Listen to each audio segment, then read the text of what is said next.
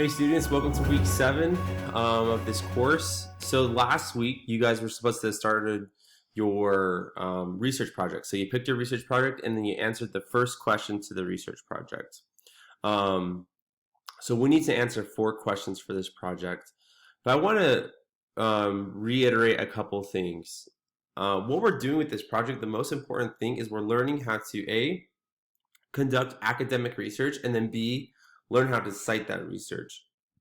So I'm making sure you know this right now. Whenever you do these questions that need to be answered assignments, you need to make sure that you cite your information, where you got that information from, and you need to cite it in MLA format. If you do not cite it in MLA format, then you will receive 0 points for that assignment. Okay, so if you turned in something last week and you didn't cite it, you're going to receive a 0 until you go back and you edit that assignment and you fix it, right? So you go back in and you cite where you got that information from. Because again, this is academic research. You need to make sure that you tell whoever's reading your paper, hey, this is the information that I have and this is where I got it from. Because A, none of you guys are experts at whatever you're learning about, right? And so we can't just go to Wikipedia. I have no idea where you guys got your information from. For that first question, you needed to get your information from Utah Online Library, and for the second question, you also need to get your information from the Utah Online Library. So again, I'm going to show you really quickly how you do that. So you just click on this link, it says Utah Online Library, takes you here. Go to student login. The login is online and the password is school. You click login, it brings you here. Okay, so here's all the different databases you can use. So say you were learning about the Red Scare, you go to World Book Online, you click on students, and then you will just type in the Red Scare. So for this week, the question you guys are trying to answer is, who are the leaders of your movement or time period, and how did they influence those times? So I go to World Book Online, I look up Red Scare, I click on this because this is about the Red Scare, and I go over, I read it, relatively quickly. Talks about Lenin, so he was the leader, one of the leaders of Russia. Get down here, learn some more, yada, yada, yada. And then in politics, it brings up Warren G. Harding, appealed to scandal-scarred Americans. Maybe he's one of the leaders. But right here, Justice McCarthy. So I realized, okay, Justice McCarthy is one of the big leaders of the Red Scare, right? So I click on his name, and it brings me to this article here, and I can read all about Justice McCarthy, and that could be this could be my source for the second question.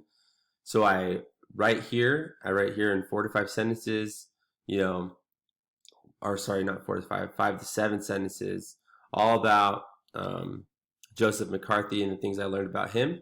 And then I need to cite it. That's the big thing. So the way I do that, it says how to cite this article. Look, it's already cited in MLA format. All I have to do is copy and paste that. So really easy. I do that. I copy paste it into here after I've written my 5 to 7 sentences, or 7 to 8 sentences, and then I'm done with that assignment, right? So that I got all my information from that article. I told the teacher, I told Mr. Campbell where I got that information from. I am good to go. Okay, so that's the second session. You need to figure out who were the leaders of your movement or time period, and you need to use Utah Online Library. So that's the first assignment you're going to do this week. And then the second assignment you're going to do this week is you're going to answer a third question. So we're going to find 2 sources this week. So you guys see how I say that? You're finding 2 sources. So we're focused on finding sources for our information. Okay. So that's why you need to cite your information. So for this third question, instead of going to Utah Online Library, we're just going to use the World Wide Web. So we're going to learn how to use Google in an academic way. So first thing I want to show you is I have this PowerPoint that goes over how you want to make sure that a website is academic, educational. Because I'm going to be honest, so if I go to Google right now, I just, here's Google right here, and I type in the Red Scare, usually the first thing that's going to come up is Wikipedia. And Wikipedia is not academic, right? Anybody can write in Wikipedia. You don't have to be an expert, you don't have to be a scholar, you don't have to be a historian, you don't have to be a sociologist, you don't have to be a scientist, right? So that what that means is that if anybody can edit Wikipedia, that does not make it academic. Um, so you want to make sure that you're not using Wikipedia. So if I go back to my source evaluation checklist, this is what I go through when I make sure a source is legit. So the very first thing I look for is the purpose behind that source. So we can learn about the purpose behind something based on their domain, right? So the different domains that we work with usually is .com, .edu, .gov, .org. .com means commercial, so it's this right here, commercial, which means that they're trying to sell you something. And that's not necessarily bad, but it's also not like the most altruistic form of giving information, right? So you just want to be a little bit skeptical of .com. However, again, it doesn't mean that something's that you can't trust it, but again, it's not the first thing that we want to be looking for. .edu means education, and for the most part, those are pretty good. But just realize that just because it says .edu doesn't mean that it is credible. And then .org means organization, which means that it's biased, and so I don't trust .org. Okay, so those are about purpose, and then after that, you look. So when you get to a source, you make sure that the author is identifiable. Okay, so say I do Red Scare, I want to limit all of my searches to .edu sources. So the way I do that is I just click on settings and then advanced search. And then if I go to site or domain, I can put .edu here, which means only .edu sources are going to come up. So now I only have .edu sources. So right here it says Red Scare, the First Amendment Encyclopedia, and this is from MTSU. So that's a college. And let me look. So, and it has the author. So I'm like, this looks really credible to me, right? So I have, if I look at my checklist, the purpose is education. The author is identifiable. What is the author's background? Can I find that out? If I go all the way to the bottom. Oh, so this is Middle Tennessee State. It doesn't have her her background, but I want to say this though, is that when somebody puts their name on something, they're willing to stake their reputation on it. So that's usually a good thing if you can find their name. But what I can do as well is I can Google the author, right? So I can put Cowley, and then I can put MTSU because she's from Middle Tennessee State University.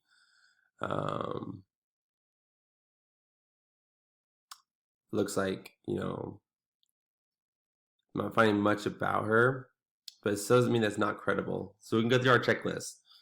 So is the author's background credible? Like, can you find it? No. How does the author cite his or her sources? Let's take a look.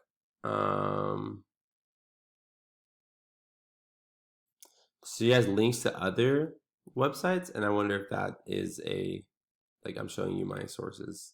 No, just links to different articles. But that's actually a good thing that she's linking to these other articles, even though it's just linking to Middle Tennessee State University. But realize I've heard of Middle Tennessee State University, so I'm feeling good about this source. Okay, so that's authority. Then I look at the reliability, and basically what I'm looking for is the aesthetics of the website. Does it look clean? Does it look nice? Do the links work? I think this looks pretty nice, right? They have all these different links. I click on these links, they work. So I think that website looks really nice. And then coverage, was there information omitted? Is the resource under construction? This looks like this is a completely done website. So overall, I would trust this source.